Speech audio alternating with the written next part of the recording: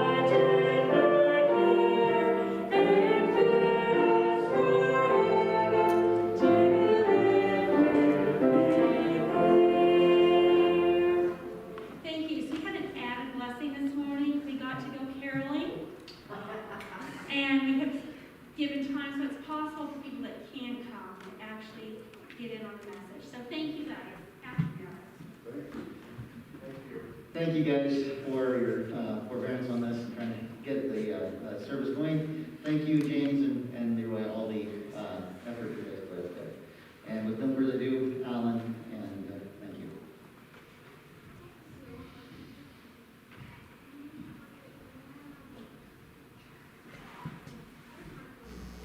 Appreciate the music this morning. You know, we always like to go to various Christmas programs in the community, and there's not going to be any this year. So this is our Christmas programs. Thank you. Trevor, it doesn't get any easier as you older you get. Still get queasy. But when I volunteered to do this, the real reason was I wanted to get out my suit and tie. I hadn't worn one in so long. I wanted to see if I still could fit anything. Because I wanted to at least look like a pastor. I couldn't speak like one. But my title this morning is my 10 COVID stimulus upgrades. A year ago, if I had used the word COVID, would you have known what I was talking about? No one would have. Just no idea. Today, we know about it. Does it give you a positive or negative feeling when you heard that word? Yeah, negative, right? Well, I don't want to be negative today. I want to be positive. So I put stimulus. Now, doesn't stimulus have a different meaning today than it did a year ago?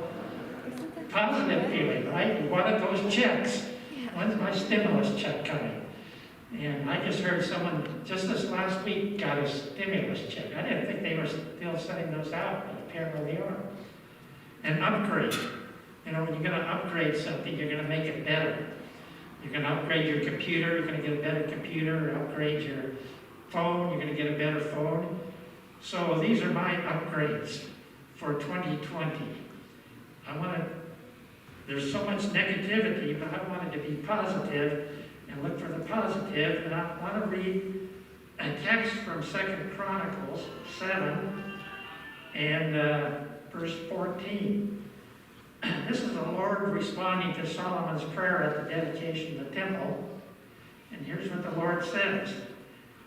Then if my people who call me by my name, are we people that we call God by his name? Yes, we are Christians. If they will humble themselves and pray and seek my face and turn from their wicked ways, I will hear from heaven and will forgive their sins and heal their land. Now, does our land need some healing? Yes. Well, is this a group thing or an individual thing? Is it my people? So if I do that, I can help heal the land. And Ellen White in Christ Object Lesson says, the life in which the fear of the Lord is cherished will not be a life of sadness and gloom. Do we have a lot of people that have gloom right now and sadness? There are lots of people.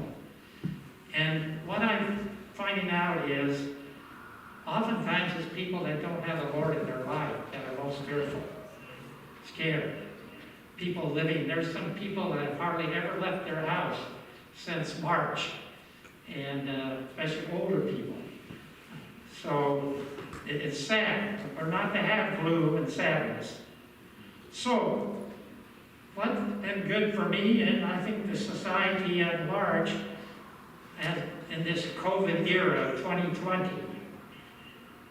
first of all, I believe that we have been living large, I like to say, in America and around the world, but mainly in America. I was born in February 1946. The baby booming generation started in January 1946, so I'm one of the leading baby boomers. My parents, and probably a lot of your parents, went through the Depression and World War II. Did they have an easy time growing up in those Depression times? It was bad. World War II, there was so much rationing, you could hardly get gas for your car, tires, or lots of things. They went through that, and that's why they're called the greatest generation. But starting with my generation, what have we gone through compared to that? We've had some economic downturns, but we always seem to rebound. We've really been living large. The motto, whoever dies with the most toys wins, you've heard that? Well, that seems to be, our attitude. I think the Lord is trying to tell us that things and doing things are not that important. When we think of, what everyone wants to do or wants to buy, the latest this, the latest that. So we have been living large, and I think the Lord is trying to say, hey, it's time to slow down and look at me. And there's been a lot of practical, everyday happenings that have been positive out of this. One example is our school. We have more students than we've had in a long time. They say people are spending less, driving less, working from home, and being very productive. So big businesses are saying, well, why do we have to have these big office buildings when we can have people work from home? One time I went to the store, I couldn't find any flour, baking flour. People were baking more, cooking more because they couldn't go out and eat. So those are some positive things. The motto you hear, we are all in this together. It is true, this is a battle, and we have a shared battle, really. It's not the only thing we have in common with everybody in today's society. But I've learned also, number 3, that you have to have less trust in human solutions. So-called experts or pundits that dictate mandates, rules, etc. And then we find out that mandates and rules that, maybe was important or said that that's the way it should be. It's not. The opposite is true. For instance, classic example is we were told the first couple of months of this not to wear a mask. And today we have to wear masks. I know a neighboring state, they mandated that no one could go on the beach. If you went on the beach, you got arrested. Just the other day, I heard the governor said he wants people to go on the beach. So, who's to know? What we do know is that human solutions that are not based on the biblical principles, how can they be right? So, the next thing I've learned is some traditions that we've always had are going away. New and better methods will be instituted. there was a recent review, Adventist Review article that talked about how evangelism is going to have to change in our church. And even Zoom meetings now are become a way of life. And I belong to our Zoom Sabbath school class that meets at 9 o'clock Sabbath morning. We used to meet back here.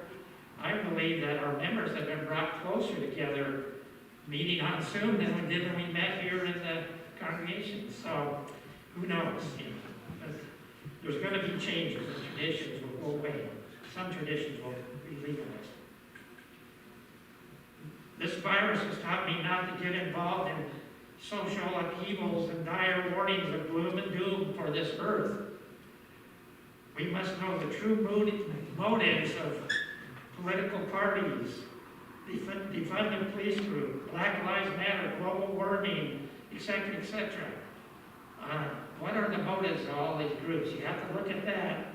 And it's almost always money and power or the destruction of our American way or society.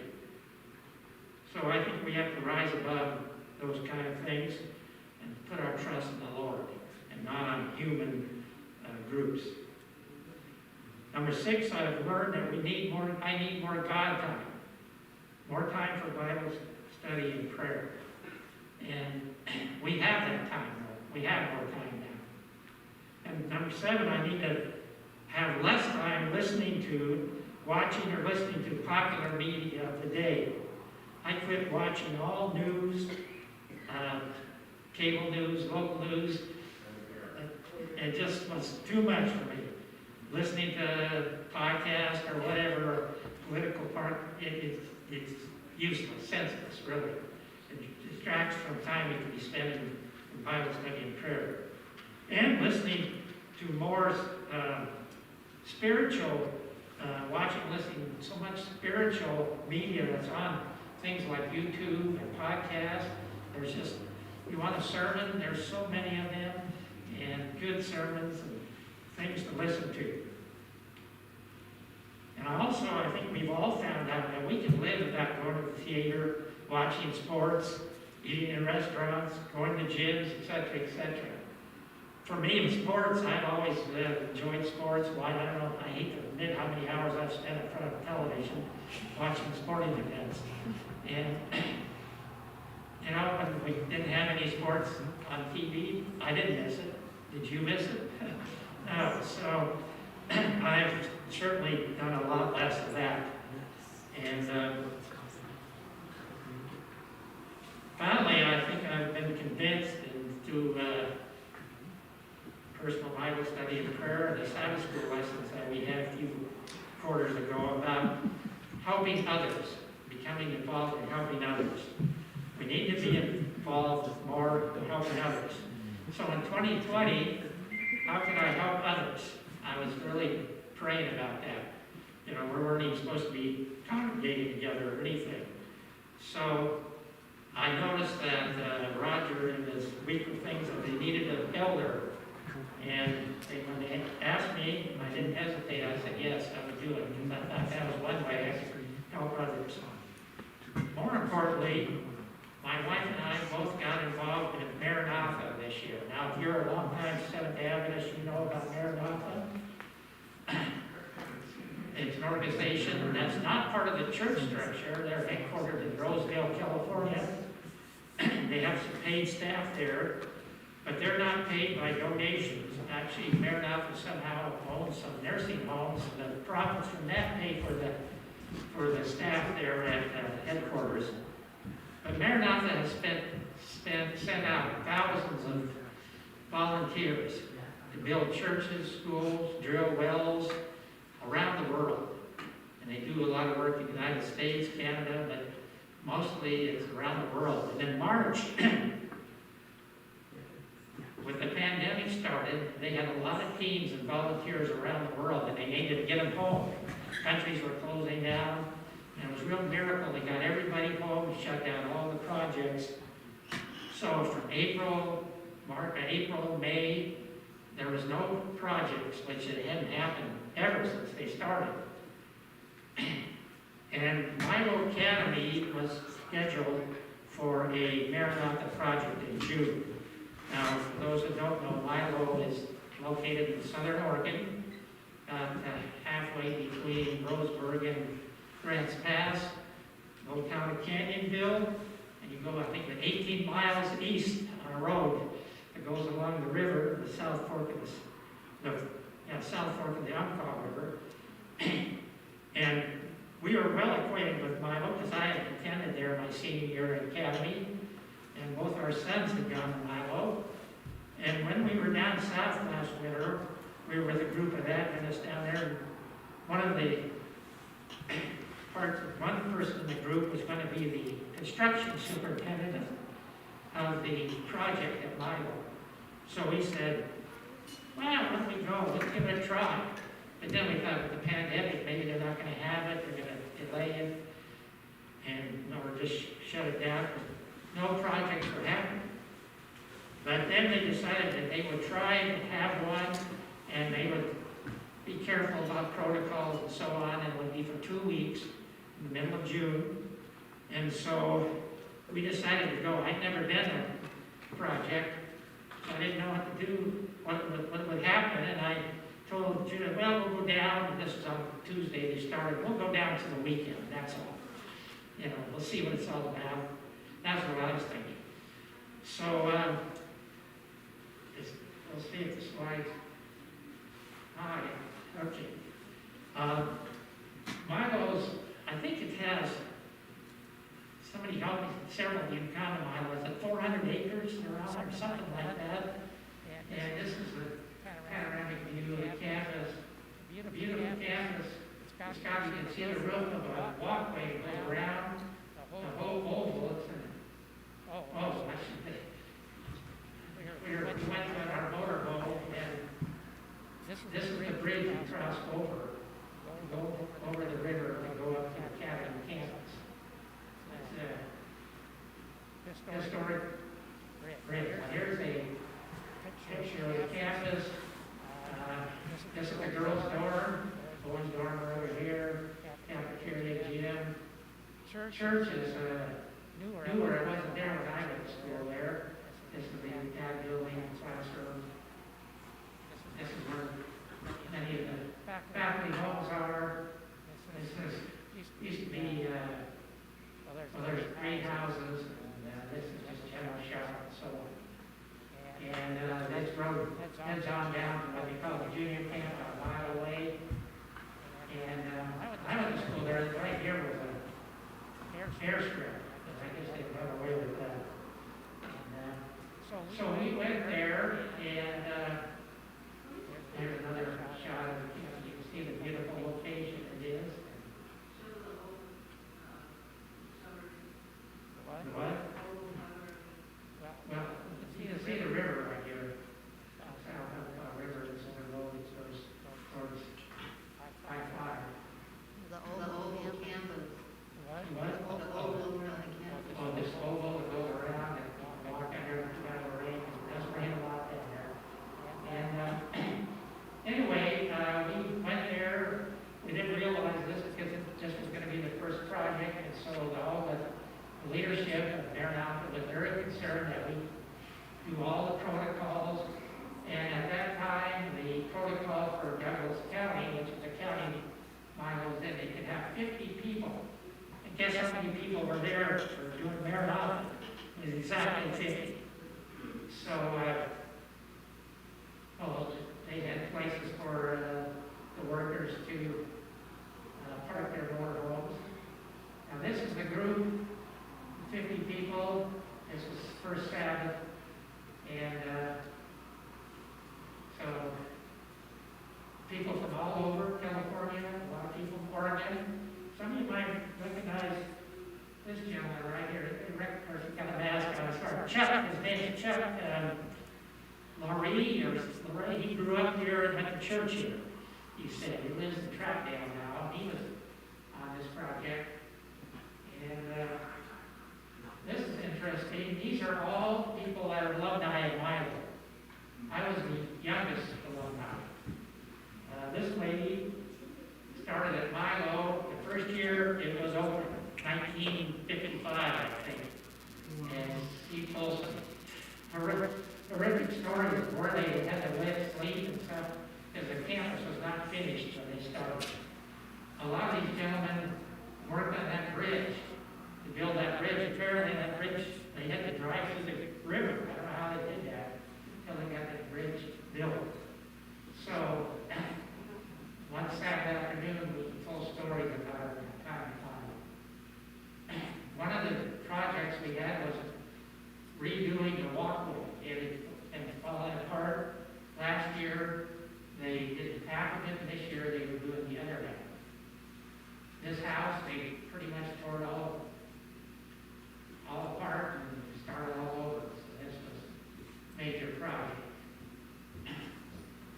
know if I could work 8 to 5, you know, construction type work.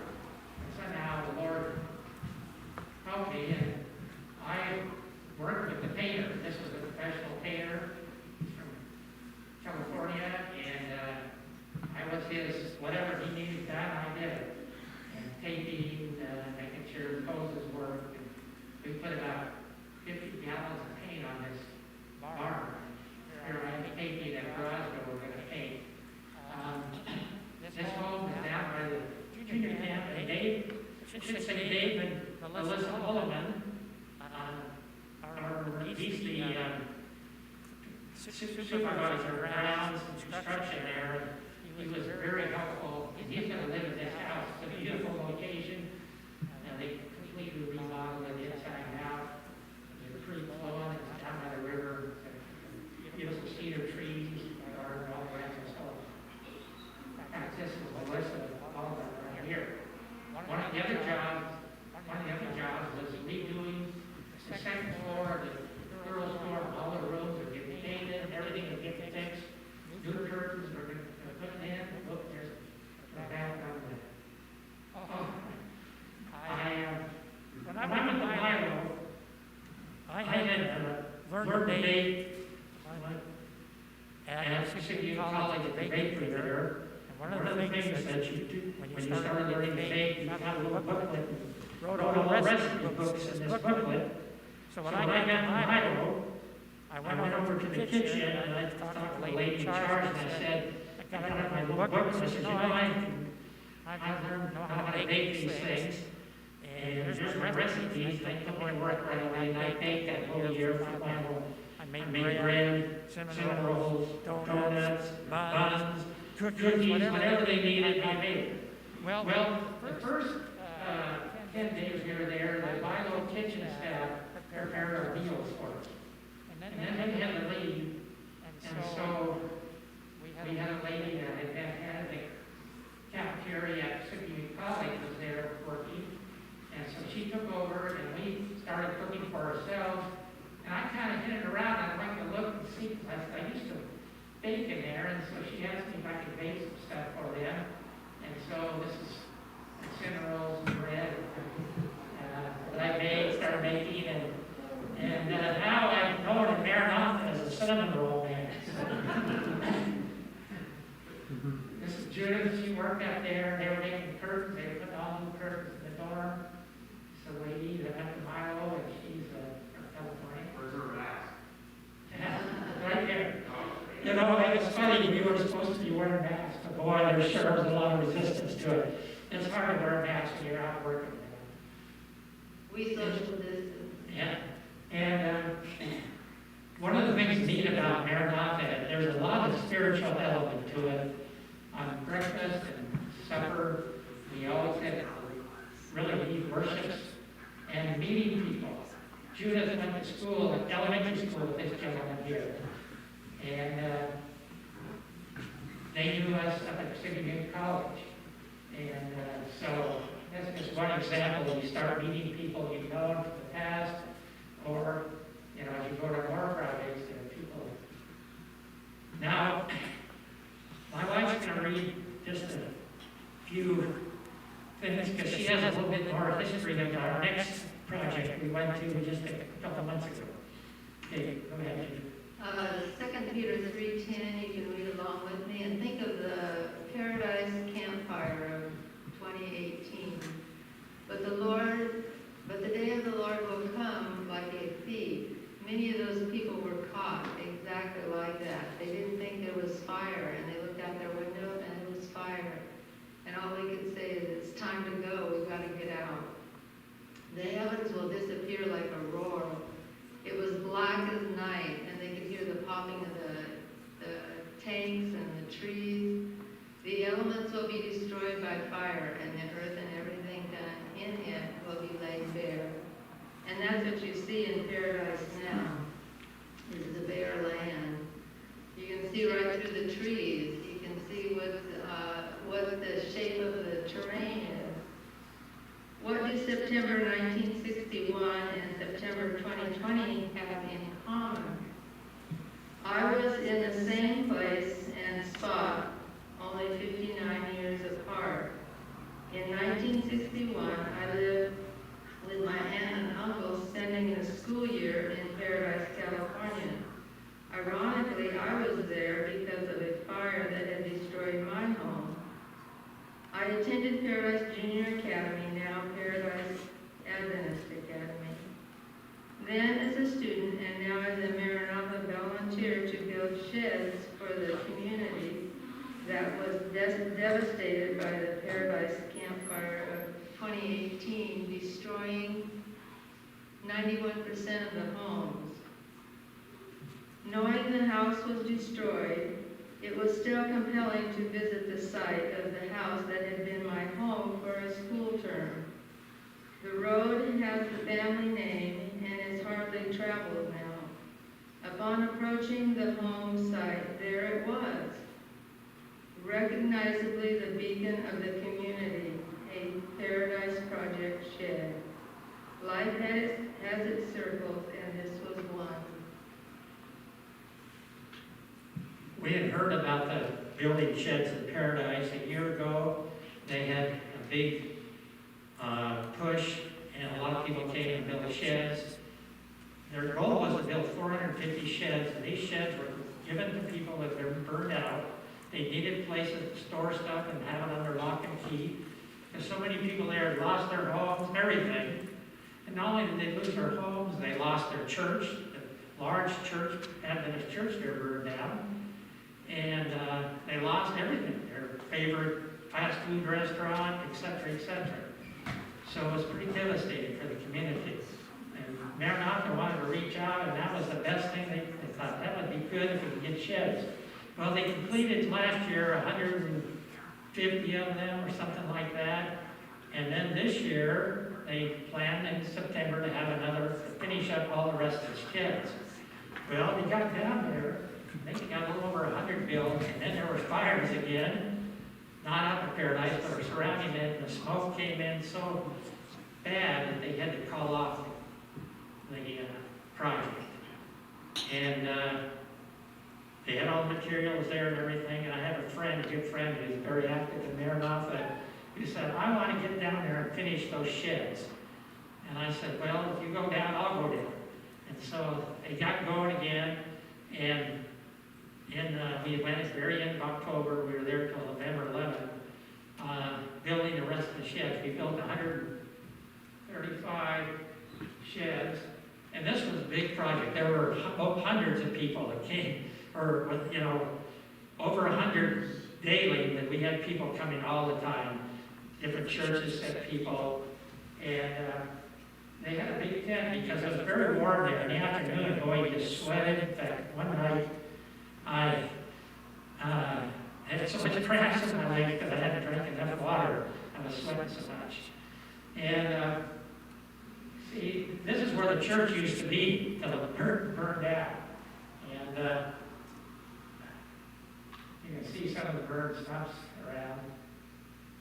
This was the crew I worked on. This gentleman is a lifelong friend. I met him in elementary school, and he's been very active. He was a builder contractor, lives up in Bonus Ferry, Idaho. This is Richard from John Day, and this is Gary, who is from, where's he from? Alberta. Well, that area, of course. So our job was to get those doors in and put the trim on them. You can see back here, the painters, there's one of my jobs. By the way, I have a watch that tells me how many steps I take a day at home. If I do 10,000 steps, I put in a pretty good day. I was doing 18 to 20,000 steps. And imagine, you're pretty tired at night. Here we are. Oh, see, I told you, when I got down there, they said, oh, you're going to bake for us? So in my spare time, I made bread and cinnamon rolls. This is Judith helping out there, nailing a couple corners for the sheds. It was a huge project, and of course, one of the things you have to do is feed everybody. So this is Judith and our friend. Nadine. This is the kitchen staff, must be having a confab about what's got to be happening next. They, almost everything was outside. The only thing you went in here, you got your food, but you ate outside, our meetings were outside. Most of the work was outside, except for the people working in the kitchen. This lady here, she's from Walla Walla, and so people were all over. We had people come from the Midwest. We had a couple guys that came from Nebraska on a train. We had people from the East Coast, a lot of people from California. I think there was like 30 people from Oregon, lots of people from Washington, Idaho, Nevada. And so this was a big project, a lot of people to feed. They kind of kept track of when the sheds came to us. One of my jobs was to cut this piece of 2x4 out with a Sawzall. They would write down, this was shed number 107. They always had a little theme they came up with, and so I could keep track of how many sheds that we had built. This is inside. There, you can see they had a group of guys that got the flooring done. This is actually their frame. These people are working on the walls. You can see one that they're putting a roof on. The roofs were built on the ground and then lifted up by forklift. We had 5 forklifts running around there all the time. Air hoses everywhere, cords for power tools. And no one got hurt that we know of. This guy, he was really a magic with the forklift. Getting them out there, he's bringing them over for us to start working on it. He's maybe taking this one away to get it painted. So you see sheds parking. This is the parking lot for the church. And I think we built 147 sheds, and we got done about 4 days early. This is, again, meet people. This John Westland, who was our pastor when we lived in Eugene, Pleasant Hill, Oregon, and he's pretty active. Here, they're delivering a shed. People apply for the sheds, and then they, if they meet, I guess, whatever qualifications there are, they deliver them. This guy with the Bobcat, he was magic with that thing. He could get it in there and just, I kept thinking it was going to fall off or something, but he could set it right where they want it. You see a lot of burned out area up there, around. And it's so funny, you go to a place and there's a bunch of homes and not touched, and then there are other homes right next to them that are burned. And so no rhyme or reason when a fire goes through. But the people were so appreciative, and of course they left always some literature inside and prayed with them. And it was a real blessing. A lot of tears when you delivered them. This gives you kind of an idea. Here they cut out a lot of the dead trees. And Paradise was really compacted with houses and trees. And then when the fire got there, is this on the property? Yeah. This is where Judith's aunt and uncle lived. Their house was right here. They got burned, of course. Because we found the place, and there we drove up to this place, and there was a shed from the Maranatha project. So we thought, well, good. So, but it was a real blessing for us to be involved in 2 projects. I would recommend.